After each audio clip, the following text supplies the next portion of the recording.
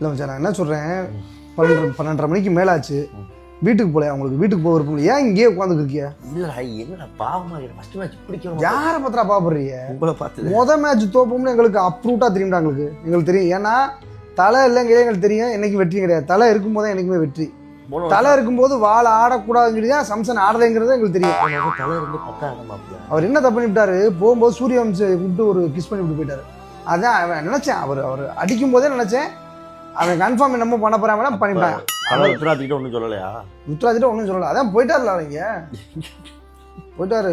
இல்லடா மேட்சுக்கு முன்னாடி என்ன சொன்னேன், நான் என்ன சொன்னேங்கிறத பேசாதீங்க. இப்போ ஒன்னேன்னு கேட்குறேன், பவுலிங் கொஞ்சம் வீக்கு, பேட்டிங் சரியான ஸ்ட்ராங்குன்னு. இதுதான் ஸ்ட்ராங்கா 120 அடிக்கிறது? நான் இப்போ பேட்டிங் சரியான ஸ்ட்ராங்குன்னு சொன்னது தலை தோனி வந்து ஐபிஎல் இருக்கிறாருன்னு சொன்னதுனால பேட்டிங் சரியான ஸ்ட்ராங்குன்னு.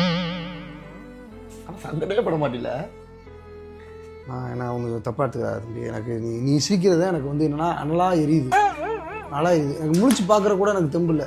சீரியஸா நான் வந்து இன்னைக்கு மேட்ச் தோற்றதுக்கு நிர்வாணமாக நிற்கிற மாதிரி நான் வந்து ஃபீல் பண்ணுறேன்.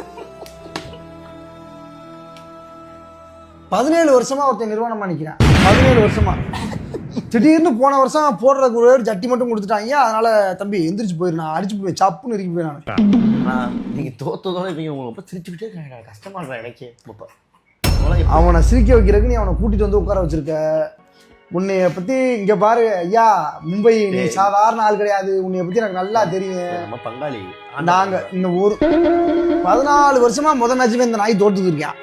அப்போ உனக்கு ஒன்றும் தெரியல. நான் இன்னைக்கு நீ சிரிக்கா உன்னை பேசுறேன், தனியாக கூட பேசிக்கிறேன். 14 வருஷமா இந்த தோத்துக்கு இருக்கேன். அவனுக்கு ஒன்றும் தெரியல. நாங்கள் ஒரு மேட்ச் நாங்கள் ஜெயிப்போம்டா, வருவோம்டா, நாங்கள் கம்பேக் கொடுப்போம்டா. போன வருஷம் கொடுப்போம், கம்பேக் கொடுப்பாடுறா போடா.